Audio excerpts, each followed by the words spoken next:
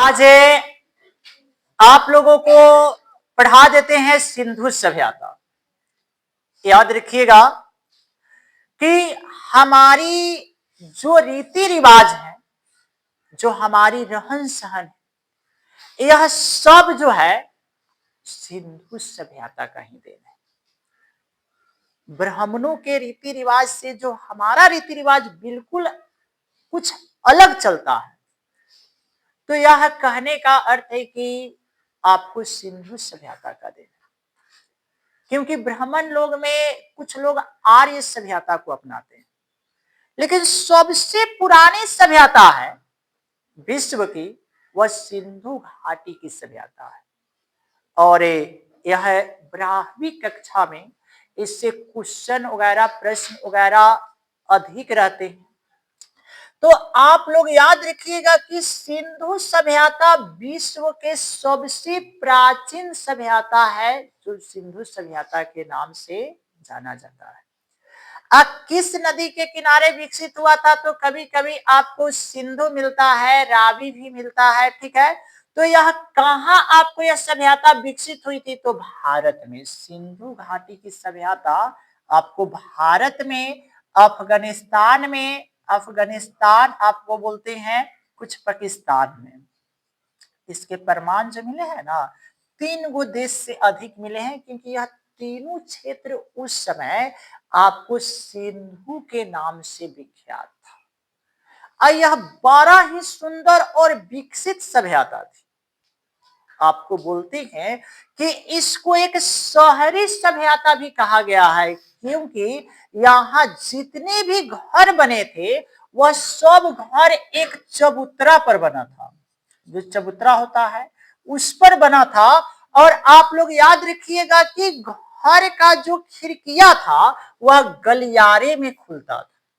आज जितने भी जो सड़क होती थी सब एक दूसरे को समकोण पर, समकोण हमेशा पूछिएगा, देखिएगा कि 3 तरफ से आकर समकोण पर काटती थी खिड़कियां, ऐसी सड़कें। और इसको बड़े सुंदर ढंग से बसाया गया था। आपको जल निकलने के लिए, गंदे पानी को निकलने के लिए लोग नाली का प्रबंध किए थे, और गीड पद्धति को अपना के, हमेशा पूछता है किस पद्धति को? तो गीड पद्धति को अपनाकर नाली का प्रबंध लोग किए थे कि गंदा जल उससे बाहर निकल सके। अब प्रत्येक घरों को एक साइड से बसाया गया था खूब उत्तम ढंग से। अब दोनों तरफ आपको बोलते हैं कि क्या था कि जो शहर बसा था और बीचे बीच आपको सड़क निकाली गई थी कि सबको सुख सुविधा मिले, किसी को किसी प्रकार के दुख तकलीफ नहीं हो। और याद रखिएगा कि यह एक कृषि पर आधारित सभ्यता थी। ये लोग इतना विकसित थे कि आपको बोलते हैं कि सिंधुवासी लोग, आपको कहने का अर्थ सिंधु नदी से नहर निकाल लिए थे, और उस नहर से ये लोग क्या करते थे कि सिंचाई करते थे, और उसका स्वच्छ जल ये लोग पीने का भी कार्य करते थे। सिंधु नदी से जो नहर निकाले थे, इसका भी आपको प्रमाण मिला है। अब ये लोग कृषि करते थे, इसका प्रमाण आपको कहने का अर्थ है हरियाणा से प्राप्त हुआ है, आपको बनावली से। अब क्या है कि जहां पे कृषि जोते हुए खेत का प्रमाण मिला है, कहां से? तो हरियाणा के बनावली है, वहां से। अब इस सिंधुवासी क्या करते थे कि आपको कृषि करते थे, इस सब कोई अपने जो घर बनाए थे ना, घर को तो चबूतरा पर बनाए किए थे। अब क्या था कि घर का जितना खिड़कियां था वो सब गलियारे में खुलती थी। और आपको बोलते हैं कि घर के पिछले हिस्सा में आपको ये लोग क्या करते थे कि एक स्नानगार बनाए थे। स्नानगार का अर्थ होता है अभी के समय में स्नान करने वाला घर। तो घर बनाए नहीं थे, हम लोग आज घर बनाते हैं, लेकिन ये एक लोग पोखरा की तरह बनवा दिए थे, जिसको अभी के समय में स्विमिंग पूल कह सकते हैं। आपको वे लोग बनवा दिए थे। उसमें उतरने के लिए बड़े सुंदर ढंग की सीढ़ियां थी, और क्या करते थे लोग, उसमें उतरकर स्नान करते थे। और स्नान करने के बाद में आपको उस पोखर के, लेकिन उस घर के ही एक कोने पे आपको एक छोटा सा आपको घर था जिसमें वे लोग वस्त्र बदल सकते हैं, अपना कपड़ा बदल सकते थे। 8 दिन पर उस नल का, उसका बोलते हैं उसका बावरी का, उस पोखर का, स्नानगार का जो जल होता था बाहर आपको नाली के माध्यम से चला जाता था। कहाँ? सिंचाई वाले कार्यों में चला जाता था। फिर नहर के माध्यम से उसमें नए जल ला देते थे लोग। उसमें कभी कभी आपको नीम की पत्तियां भी डाल दिया करते थे, जिसके कारण उसमें कीट पतंग नहीं रहे। यह सिंधु सभ्यता इतनी विकसित हुई सभ्यता थी। आपको बताते हैं अभी क्या था कि सिंधु सभ्यता के जो लोग थे आपको बोलते थे व्यापार भी करते थे, और इसका प्रमाण भी मिला है कि यह मेसोपोटामिया, ईरान और इराक, ईरान और इराक आपको बोलते हैं मेसोपोटामिया की सभ्यता जो थी यहां विकसित हुई थी, ईरान और इराक में। तो ईरान और इराक से ये लोग व्यापार करते थे, जिसमें कपास सबसे अधिक था। ये लोग व्यापार करते थे लोथल और कालीबांगा, याद रखिएगा, लोथल और कालीबांगा इसका सबसे बड़ा आपको एक व्यापारिक केंद्र था, जहां से ये लोग व्यापार कर सकते थे। वहां से सामान लाते थे, अपने यहाँ दूसरे देश में भी भेजते थे। अब क्या है कि क्योंकि आपको बताते हैं अब ये लोग जो भी कार्य करते थे बड़ा आपको व्यवहारिक ढंग से करते थे। यह सभ्यता आपको बोलते हैं कि इतनी विकसित थी कि आपको प्रत्येक तरह की सुख सुविधाएं इस सिंधुवासी के पास उपलब्ध था, प्रत्येक तरह की सुख सुविधाएं। और उस समय आपको बोलते हैं कि उस समय ये लोग तांबा का जो बर्तन होता था, तांबा का आपको प्रयोग बर्तन के रूप में भी करते थे। तांबा राजस्थान से ये लोग मंगवाने का कार्य करते थे, व्यापार के माध्यम से इस तरह माध्यम से लाते थे। आई क्या करते थे, आईना जो मिला है, आईना, आईना जो मिला है, आईना क्या है आपको तांबा का मिला है, तांबा के रूप ये लोग तांबा का प्रयोग अपनी सूरत आईना के रूप में करते थे।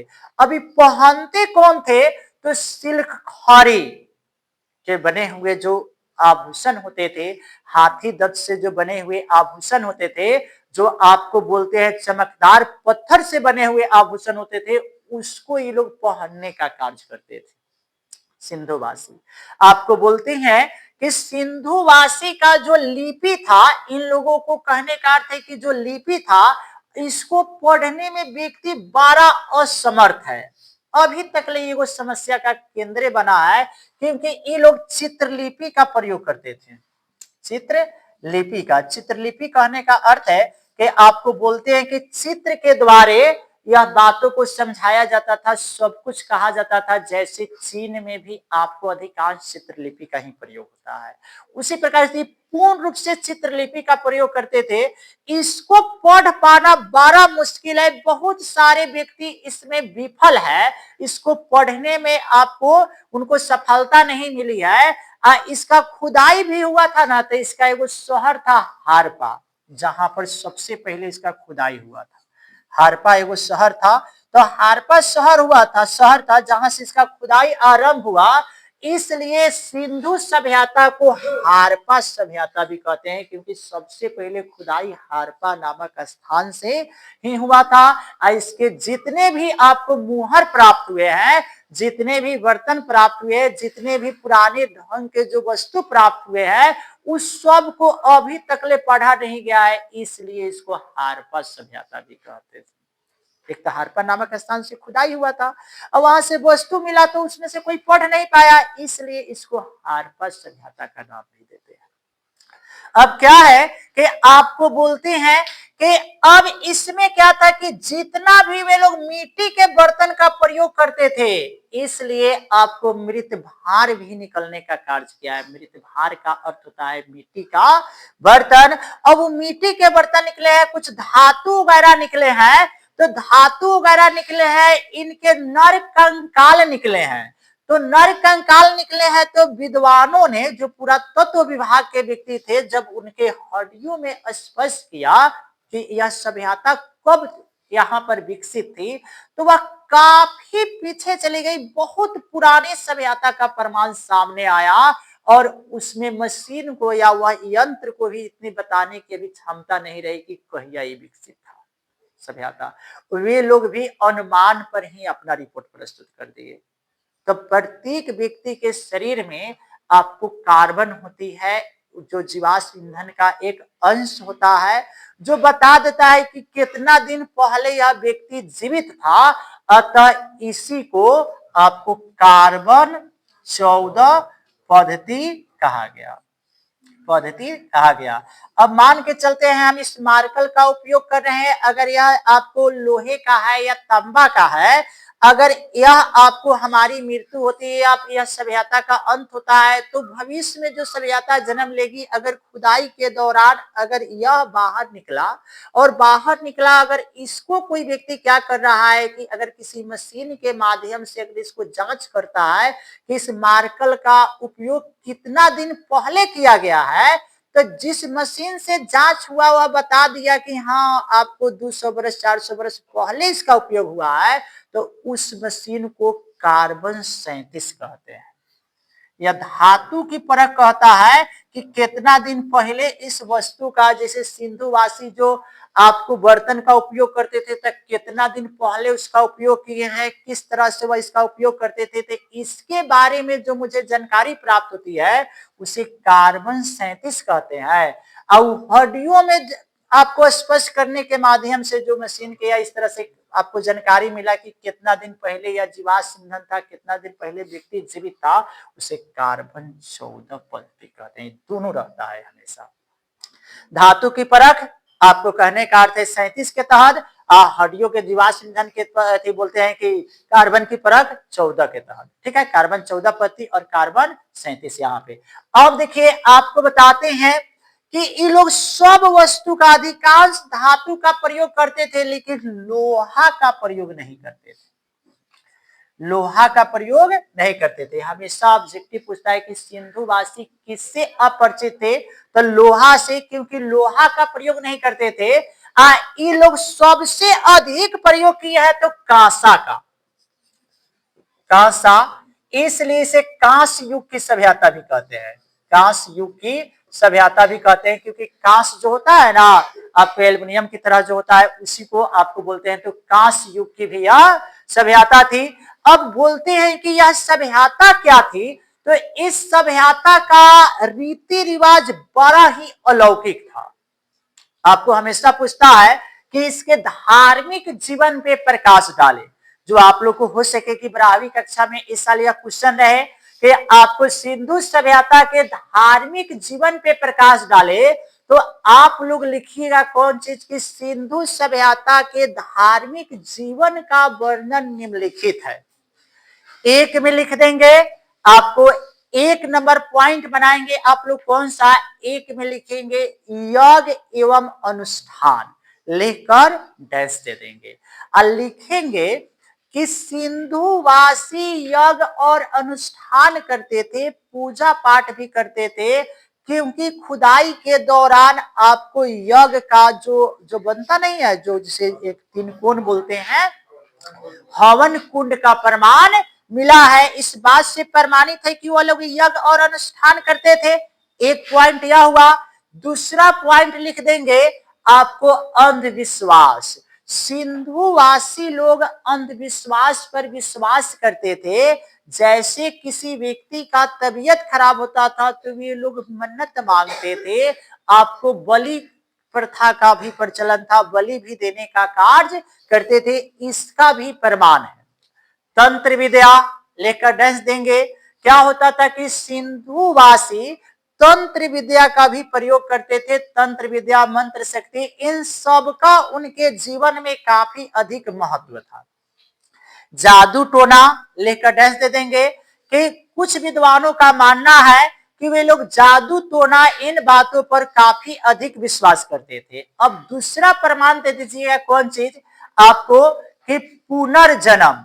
सिंधुवासी कहते थे कि इस जिंदगी के बाद भी एक जीवन होता है, जो मृत्यु के बाद में उन्हें भुगतना पड़ता है। अतः उन्हें भी कहने का अर्थ है बर्तन की आवश्यकता पड़ती है। आपको कहने का अर्थ है कि आपको वस्त्र की आवश्यकता पड़ती है, आभूषण की आवश्यकता पड़ती है। इसलिए वे लोग जब मोहनजोदड़ो का अर्थ होता है मृतकों का टीला, मोहनजोदड़ो में जो लाश दफनाए थे उनके संग वे लोग बर्तन दफना दिए थे, आभूषण दफना दिए थे कि ताकि इसका उपयोग वह मरने के बाद भी वह व्यक्ति कर पाए। तो पुनर्जन्म पर विश्वास था।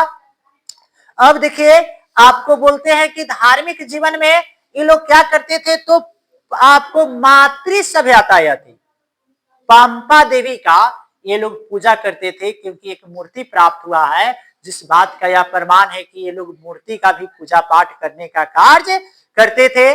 अब देखिए कि इनके रीति रिवाज भी धार्मिक कार्यों के ही अंदर आते हैं, क्योंकि ये लोग आपको प्रकृति की पूजा करते थे, वन देवी की पूजा करते थे। इसलिए आपको बोलते हैं कि इस सभ्यता का यह धार्मिक जीवन होता था। ठीक है, धार्मिक जीवन पे प्रकाश डाले।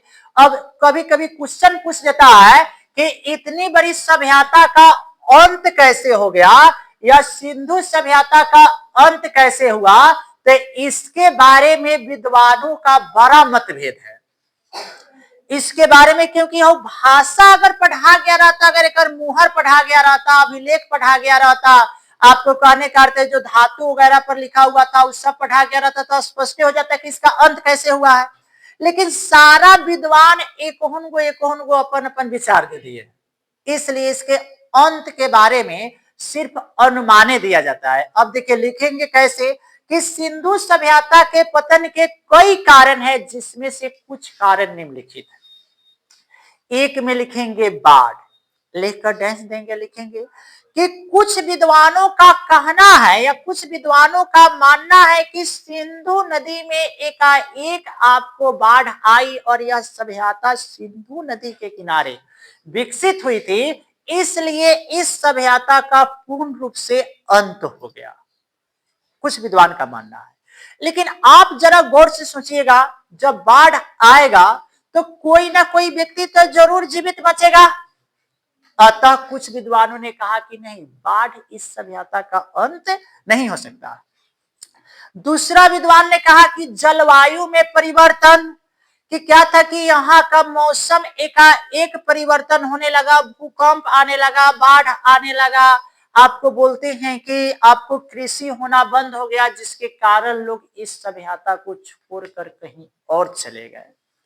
तो फिर कुछ विद्वानों ने कहा कि जब वह चले गए रहते तब कहीं ना कहीं उनका तो प्रमाण रहता, कुछ ना कुछ तो प्रमाण रहता। इसलिए कुछ विद्वानों ने इसके ऊपर भी मतभेद कर दिया। अब क्या था कि सूखा, कुछ विद्वानों का कहना है कि लगातार सूखा पड़ने के कारण इस सभ्यता का अंत हो गया। लेकिन फिर भी इस पर कुछ विद्वानों ने अपना मतभेद जता दिया कि नहीं, कि सूखा भी पड़ता, फिर भी कहने का अर्थ है लोग घबरा कर इस क्षेत्र को एकाएक छोड़कर यह सभ्यता अंत नहीं होती। अब कुछ विद्वानों ने फिर लिखिएगा, सूखा के बाद में आप लोग लिखिएगा, उसमें आपको कहने का अर्थ है कि आपको जहरीली, आपको जल। कुछ विद्वानों ने कहा है कि क्या है कि सिंधु नदी का जो जल था इसका ही उपयोग ये लोग करते थे। अब क्या था कि एकाएक उसका पानी जहरीला बन गया और जो भी व्यक्ति इसका सेवन किए, अतः इसका अंत हो गया। लेकिन यह सभ्यता इतनी ना विकसित थी कि प्रत्येक चीज का वो लोग उपचार जानते थे, एकाएक आपको यह सभ्यता का अंत नहीं होता। फिर विद्वानों का बड़ा ही मतभेद है। अतः कुछ विद्वानों ने अंत में एक राय दिया, आर्यों का आक्रमण, आर्यों का आक्रमण। कुछ विद्वानों ने कहा कि आर्य विदेशी थे और वह खाना बदोश थे, भोजन के तलाश में कहीं जाते थे, किसी क्षेत्र को देखकर उसे अपने अधीन कर लेते थे और उसको गुलाम बना लेते थे। अतः आर्यों का आक्रमण, क्योंकि आर्य आए और आक्रमण करके यहाँ की जो सभ्यताएं विकसित थी उसको पूर्ण रूप से नष्ट कर दिए। इस पर जब विद्वानों ने अपना अपना विचार दिया, तो खुदाई के दौरान कहीं जो हड्डियां मिलती थी ना, नर कंकाल मिलता था, तो तलवार पकड़ ले इस प्रकार मिलता था। कहीं पे आपको गर्दन कटा हुआ का प्रमाण मिलता था, कहीं भी आपको बोलते हैं कि छोटू आपको बहुत सारे अवशेष मिले हैं, भाला पकड़े हुए मिला है नरकंकाल, तो इस बात का प्रमाण हुआ कि इस सभ्यता का अगर अंत हुआ है तो आर्यों के आक्रमण के कारण ही इस सभ्यता का अंत हुआ है, क्योंकि आर्य विदेशी थे और इस सभ्यता के जितने भी व्यक्ति थे उन सभी का उन्होंने क्या कर दिया, अंत कर दिया और एक नई सभ्यता को जन्म दिया जिसे आर्य सभ्यता का नाम दिया गया। यही कारण है कि हम लोग में आपको बोलते हैं हमारे जो रीति रिवाज है वह आपको आर्यों के रीति रिवाज से, जो ब्राह्मण होते हैं उनके रीति रिवाज से बिल्कुल अलग चलता है। कुछ ना कुछ हम लोग आज भी कहने का अर्थ है अपनी सिंधु सभ्यता के ही रीति रिवाज को मान के चलते हैं और इस सभ्यता के अंत का कारण बना। इससे ऑब्जेक्टिव और सब्जेक्टिव जो क्वेश्चन है आप सभी को हम समझाने का कार्य किए। चलिए।